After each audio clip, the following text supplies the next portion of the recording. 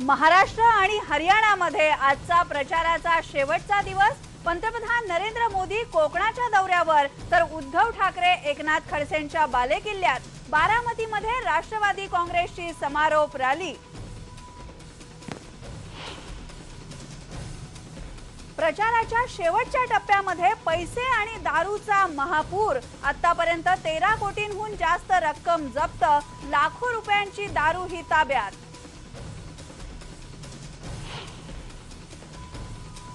शिवसेनेचे उमेदवार रवींद्र फाटक यांच्या विरोधात गुन्हा दाखल। फाटक यांच्या मालकीच्या जागेतून 3 लाखांची रोकड जप्त।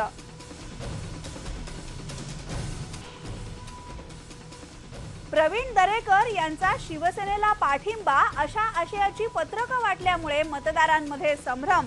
शिवसेनेचे उमेदवार प्रकाश सुर्वेंनी संभ्रम निर्माण केल्याचा प्रवीण दरेकरांचा आरोप। मागाठाणेमधून प्रवीण दरेकर या नावानं एक अपक्ष उमेदवारही रिंगणात। मग त्याच वेळेस करायचं नव्हतं ना। 4 वर्ष उपभोगली, सगळी ऊब घेतली आणि आताच ते वाटायला लागलं। आघाडी तुटल्याप्रकरणी पृथ्वीराज चव्हाण यांनी केलेल्या टीकेला अजित पवारांनी दिलं उत्तर। पृथ्वीराज चव्हाण यांनी व्यक्त केली होती स्वतंत्र झाल्याची भावना।